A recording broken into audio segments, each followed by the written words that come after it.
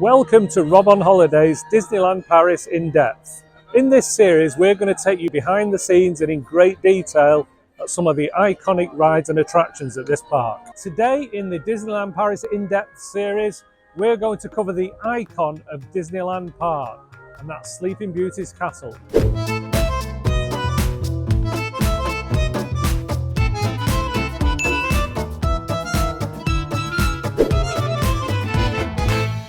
Every Disney resort around the world has the central castle, the icon of the park.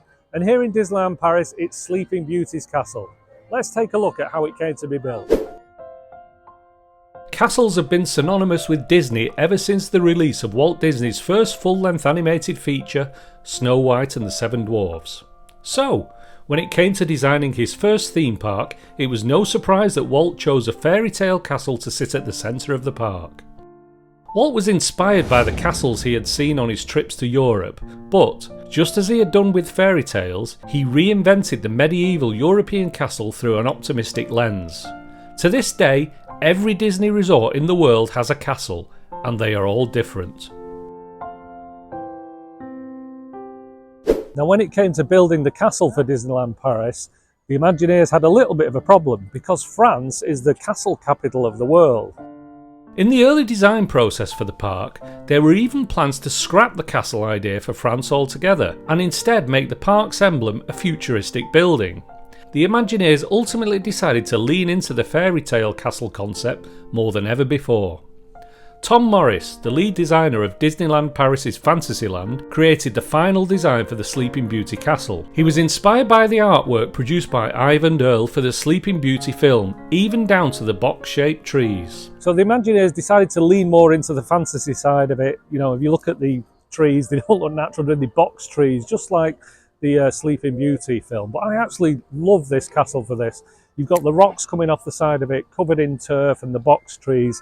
It gives a really unique aspect to a Disney castle. Although their aim was to create a fantasy castle, the Imagineers still drew inspiration for their designs from a number of real French castles. The overall structure of a castle rising on a green hill was inspired by Mont Saint-Michel.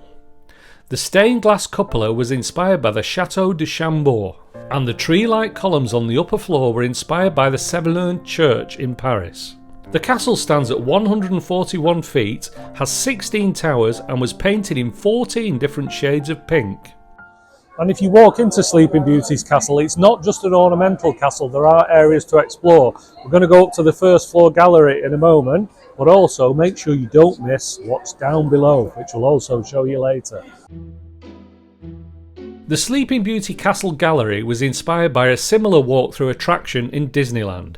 However, instead of dioramas, in Paris, the film's storyline would be told through a series of beautiful tapestries and stained glass windows. Stained glass expert Paul Chapman came out of retirement to create the windows for the castle walkthrough. Chapman's previous work included restoring the stained glass windows of Notre Dame Cathedral. There are lots of hidden details to discover in the gallery. If you look closely at the two guards, you'll notice that their armour has hints of blue and pink, a reference to the argument between the three fairies about which colour to make Aurora's dress. Also listen out for the sound of these guards snoring on the job. Try taking a flash picture of the stone raven next to the guards and you'll see that, in your pictures, its eyes are red.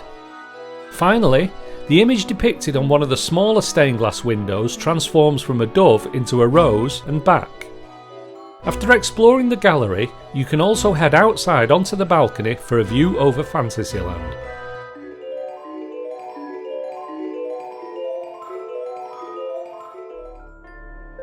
And the dungeon underneath the castle holds another secret. Come with me.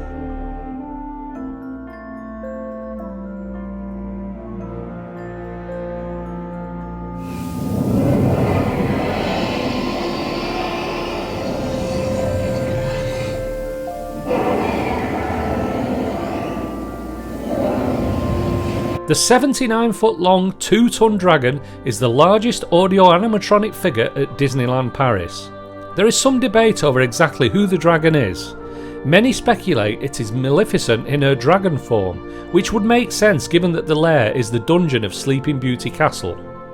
However, others argue that the dragon is meant to be Merlin's dragon, since a staircase at the back of the lair leads right into Merlin's shop, Merlin l'Enchanteur. Whoever the dragon is supposed to represent, Le Tanier du Dragon is unique to Disneyland Paris and is a must-see on a trip to the resort. Now let's head back outside to look at some fun details. So why is Sleeping Beauty's castle blue and pink? Well, first of all, the blue and pink represent the colours in Aurora's dress in the film Sleeping Beauty. But secondly, and we keep coming back to this, Disneyland Paris is obviously situated in Northern Europe. You're going to get a lot of grey skies and rain. So if you think having a bright pink castle, it's going to look good against those grey skies, whatever the weather. Now, the interesting thing about the castle name is the Imagineers were worried that it was a bit of a mouthful, and I'll try and say it in French. It's Le Château de la Belle au Vert Dormant. They were worried that it was a bit of a mouthful, but the French public actually loved it when they polled, so that's what they stuck with. Wonder why you can always get such a great photo of the castle from the front? Well, that's because the Imagineers were thinking of that. The castle faces north, so it will never be backlit. The Imagineers made sure to hide elements of French culture in the castle's architecture. So, if you look closely, you might notice that there are snail shells, or escargots, on some of the gold turrets. Speaking of the gold turrets, take a close look at the golden flags at the top of each turret and you'll notice a D-shaped design to represent Disney. On the lower floor of the castle you'll find 6 coats of arms. These are the coats of arms of the Imagineers who worked on the building. And around the corner, near the entrance to La Chaumière de Septnan, you'll find the Disney coat of arms. This is quite apt since the surname Disney is thought to have originated in France from the name of the town Isigny-sur-Mer.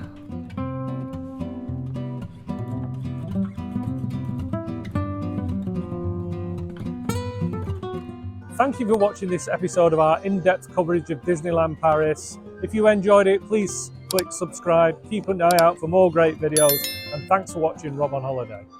It's one of the most detailed rides that Disney have ever created. So let's go in and check it out.